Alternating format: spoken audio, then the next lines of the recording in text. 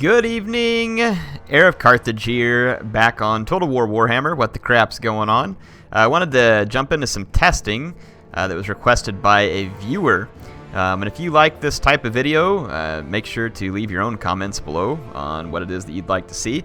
But yeah, so this viewer asked that I test the magic of Bertoni, which is the celestial lore. It's also available to the Empire through the means of the Celestial Wizard, or is it Lore of Heavens, I think is technically the name for it. But if we throw a Damsel up here, you'll be able to take a look here. So it's this one.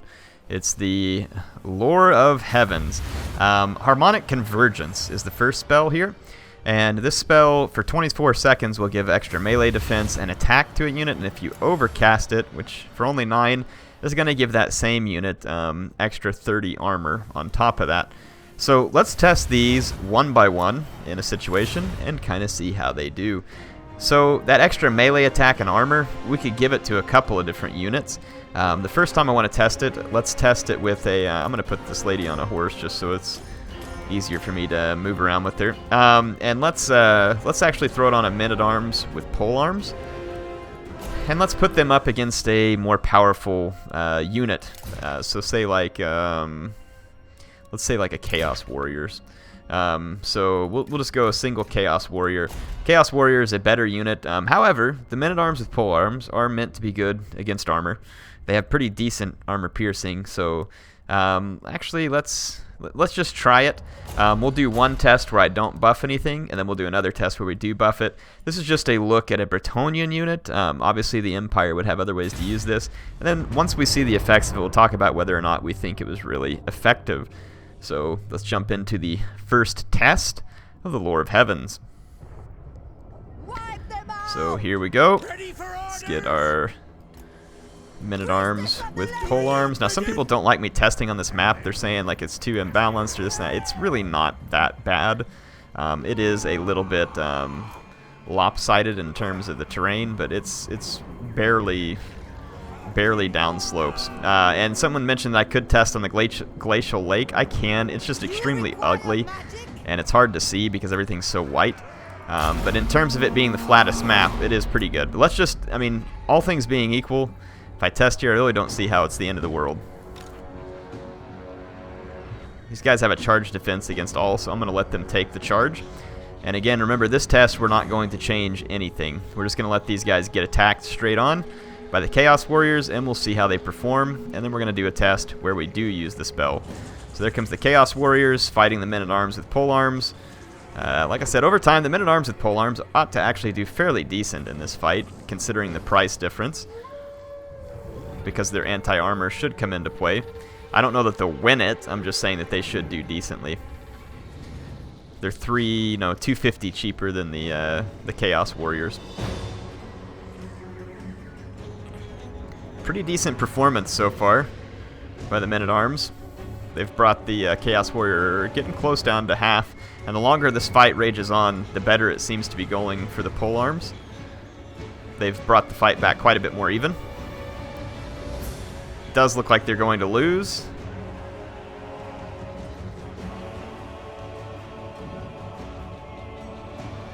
We'll just play it out all the way. I mean, the men-at-arms really putting up a decent fight here. Kaos Warriors over half dead. I mean, it's not a spectacular fight by any means, but it's a fight. They've held these guys for a very long time for much less cost. So they're going to finally just about give away. So let's pause it. So they left them at 2,000 health against the Kaos Warriors. So let's concede defeat, and we'll rematch, and we'll try this again with the overcast on the spell. So I mean, clearly casting it once is going to make a difference. I don't want to test this like 50 different ways. So I'm going to just go ahead and hit it with the overcast, which gives it the, I believe it was an extended effect, or it was just the armor effect. One of the two. We'll find out. Just fast forward and let the combat start again. Let's find our spell. So Harmonic Convergence. I think it only takes 9 to overcast it. Yeah, it's just an additional effect on armor. It lasts for 24 seconds. I should have enough winds of magic to overcast it. Shouldn't be a big deal. Alright, so here comes the Kaos Warriors. I want to give this spell its effect right away. So here it comes. It's going to coincide with the charge.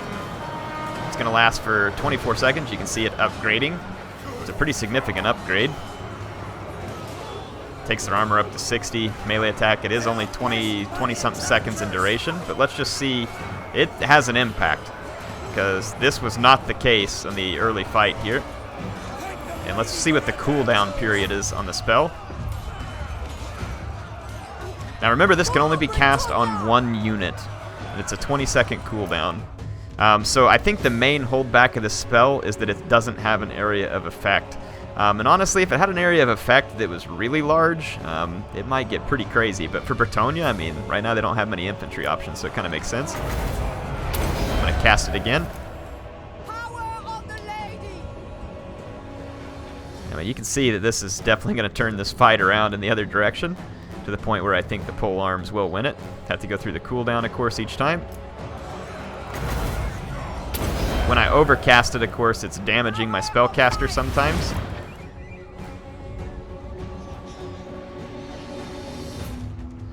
So you can see what the impact is here. It's pretty straightforward. I mean, Harmonic Convergence definitely has the potential to help swing a fight in the favor of an infantry unit. You know, if it was a critical engagement, you could try and cast this on a critical engagement to keep a unit going. Whereas you can see there, I mean, the clear winner of the fight was the pole arms.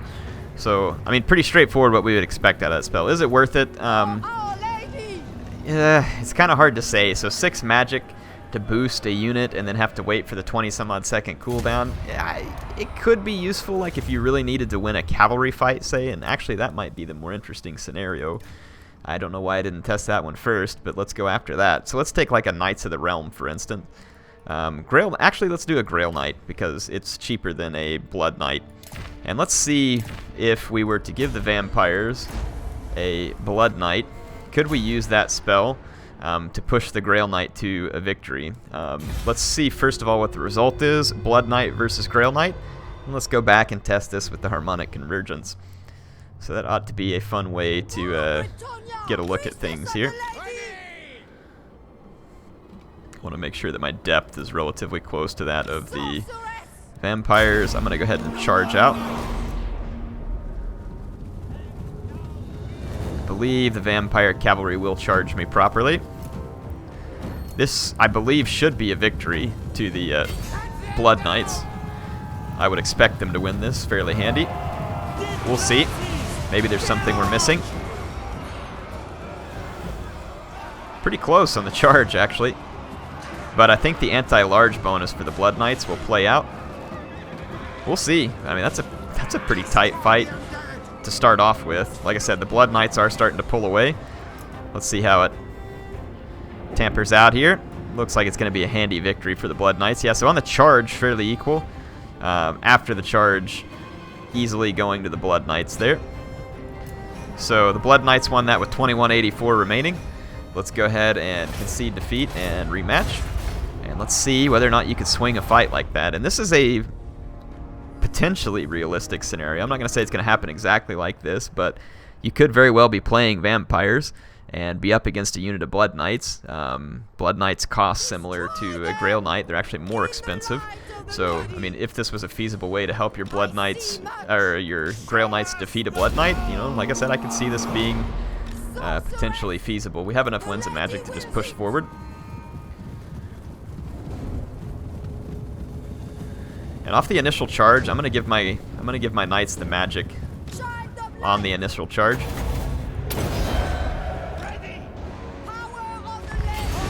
Okay, so they have the buff so that they get it on the charge. They've got the increased armor, melee attack, defense. Whew, still a nasty charge from the Blood Knights. I don't know if that's going to be enough to tilt this. It definitely helped, though. The Grail Knights started out ahead, so there was definitely an impact. The Harmonic Convergence is now worn off. The fight's becoming a lot more even. Will my guys last the 20 seconds to get the next spell cast off? We'll see. Looks like it. So this may swing the fight. Let's see what happens.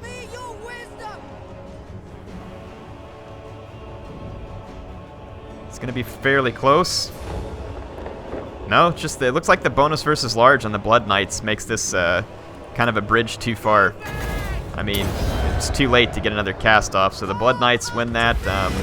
800 hit points difference, so it doesn't look like that's a relevant use of something like this. Now, if there's a unit that the Grail Knight fights more closely with, like say another cavalry unit it's a little closer of a fight, I think that maybe be something that becomes worth it. Now, in general, are you going to see a lot of use out of Harmonic Convergence? I think the answer is no. And the reason I think so is because it only affects one unit. I think if it affected multiple units, or the Overcast affected multiple units, you would see Harmonic Convergence be used more often. So probably a pass by my recommendation. The Wind Blast is going to be the next one. It causes magical damage, and it's an expanding tier shape attack in which the Overcast version deals extra armor piercing.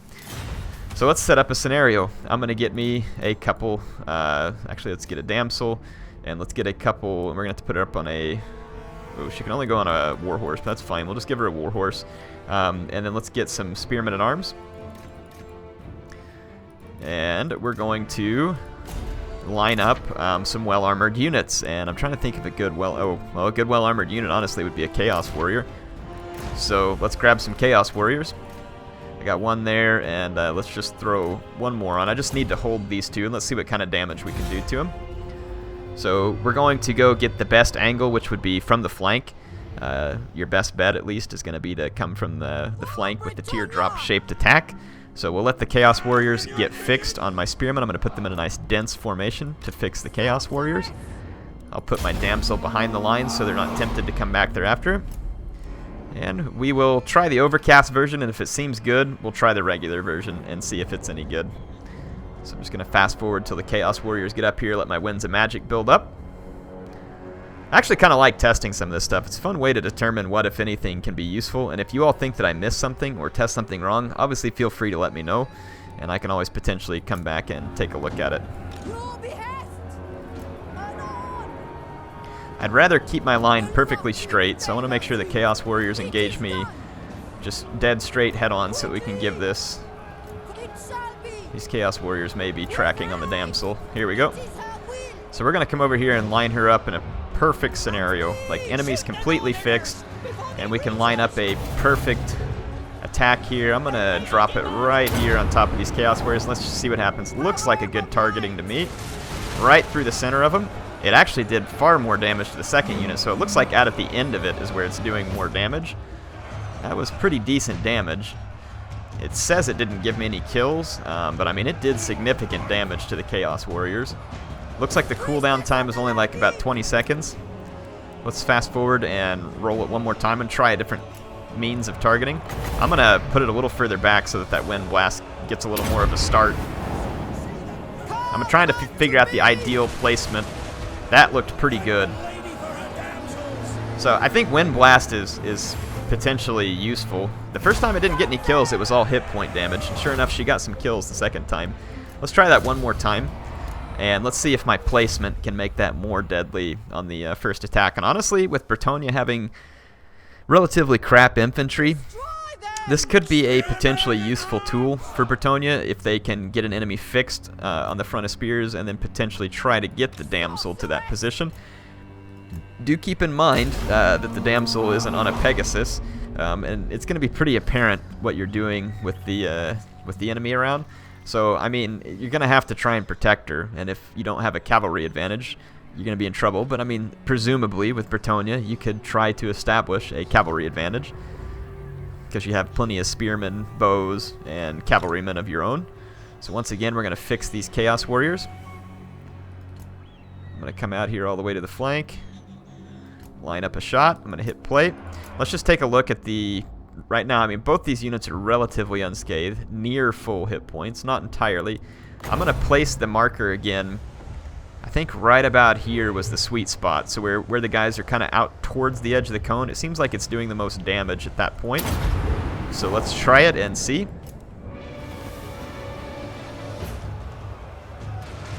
Ooh, not all that impressive. Of course, I don't think I may have overcast that. Yeah, I don't think I overcast that, and it wasn't that impressive. Let's wait and do an overcast version. I can't remember if I overcast it, actually. You'll see in the video. There we go. This one's definitely overcast. I think that's the positioning I want. Grant me your wisdom. Yeah, that was pretty devastating. So that overcast version definitely makes a difference, and I think that spot for targeting is about right. It seems like just a little further out from where that wind blast hits. In fact, I want to try it. I know I'm spending a lot of time on these, but I want to get this right. I want to try it just one more time. I meant to do a rematch, my bad. Let's go back in here. I want to try the targeting just a smidge different. I'm going to pull the targeting back just a little bit more and see if we can fine-tune where the most damage is done on that particular spell. You require magic. Yes, I do, Damsel. That's why I brought you. Alright. Once again, I'm going to fast forward. Let's let these Kaos Warriors roll up. Now, Kaos Warriors, again, pretty high health, pretty darn sturdy armor. So that's why I'm using these guys as an example, because it says that the overcast one does extra armor piercing damage. So let's see.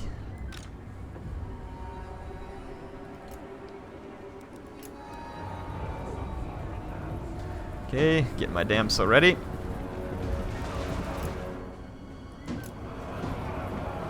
The spearmen should cause pretty much next to no damage to the enemies, and that is definitely the case. I'm going to line up the wind blast, yeah, quite a bit further back, like right about there where they're at the very edge of the cone. And let's see how this works out. Looks like it's too close to me. Yeah, it's too close to me. Let's cancel the cast, and let's back her up. Back it on up, Damsel. For my lady. Anon. Okay, I'm thinking right about there ought to be perfect, right towards the edge of the cone. Grant me your wisdom. Yeah, that was pretty good. Yeah, that's a single shot waver that took off half the health of 2 units. So, I mean, I definitely see that being potentially useful, though you can see the overcast here has done some damage to the Damsel. The cooldown on it's only 20 seconds, so it's potential that you could get this out a couple of times during a fight. And, I mean, being able to take half the health off a unit in the right position is definitely going to be damaging. Let's try it even a little further out, like at the very edge of the cone. For our lady. Well, that's the best I can do unless I back up further, but let's try that. The true heart shall prevail. And you can see that damage extends out there a little further than you would think, so pretty much wipes out what's remaining. So you're not going to get a ton of kills with that, but you can certainly subtract out a whole heck of a lot of hit points. So Winds of, or whatever that one was, Wind Blast, I would say that's a viable spell. You're going to use it if you've managed to fix an enemy line appropriately. Let's take a look back at the next spell under the Lore of Heavens. So this is going to be Uranen's Thunderbolt.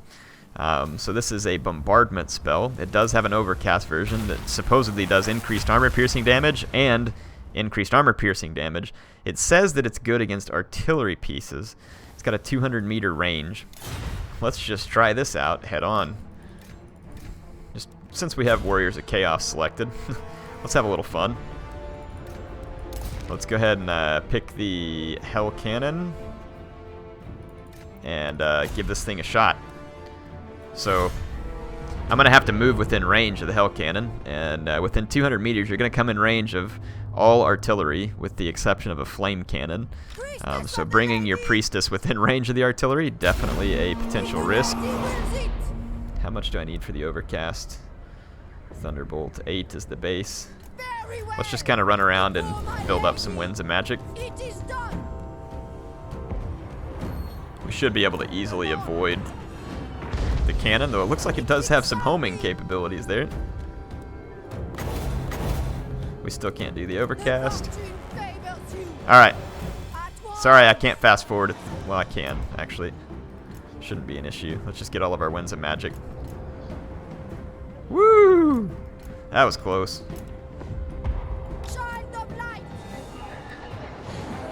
There is some tracking on that flame cannon. Let's move into range.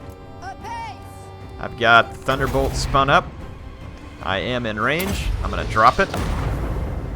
And let's see whether or not the Thunderbolt is effective says it's effective versus artillery, and that was not bad.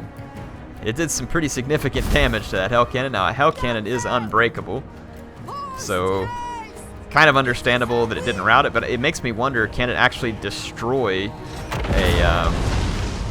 wow, that was a direct hit. Can it actually destroy a artillery piece would be a fair question. So we're going to test this on some other artillery units and see how it turns out. So, yeah, obviously I can mop up the hell cannon at this point. So let's go ahead and concede defeat. But I mean, it did have a significant effect on the hell cannon. We might try this against a just standard unit, but let's go ahead and pick a different faction like the dwarves, who are more commonly associated with good artillery. Probably the Empire. We'll have to test against them too. Let's see. Cannon would be a good one. Yep, let's do the cannon. The cannon's going to fire faster. It's going to be a little more accurate, and it's going to have a bonus versus large. So I may have to bring a meat shield unit in case my lady gets herself shot. I'll go through the forest to try and protect myself. Obviously, in a real scenario, the player can fire at your lady, but you're going to have other units around to help keep her from being singled out. I'm going to drop this one just as soon as I get in range. Looks like the cannon's moving. I want to get it to stop moving. There it goes. Let's drop the thunderbolt right on it. Let's see if the damage is any good. It did destroy the artillery piece, so it is capable of destroying an artillery piece. However, you see that cannon was a little more spread out, so the thunderbolt itself only killed the one cannon piece and left most of the rest of the unit intact. And then I've got a 30-second cooldown. Let's try a non-overcast bolt and see if it has a similar effect. Because, I mean, I wonder if you really need all the extra armor piercing. Whoa, she is getting trashed fast by this cannon. Okay, we got it back. I wonder if you really need all the extra armor piercing damage against just an artillery piece.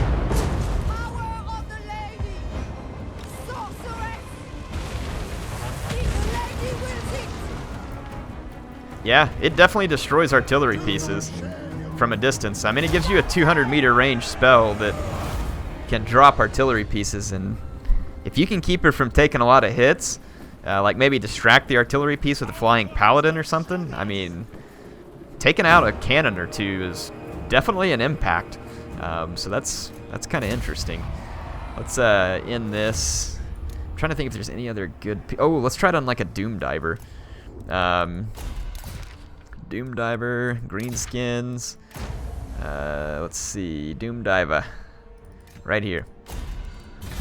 I just want to give this a fair shake here. So I know this is a lot of testing, but if I'm going to test this lore of magic, we might as well hit it. Try and hit it more thoroughly than just anything here. So we've got plenty of winds of magic, so let's just go for it. I'm thinking this is going to be similar to the cannon.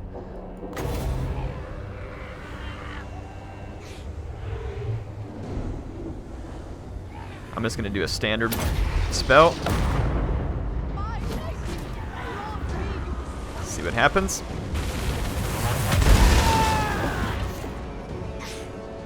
And it does look like they've abandoned that piece, so yeah, you can use it to single off pieces of artillery.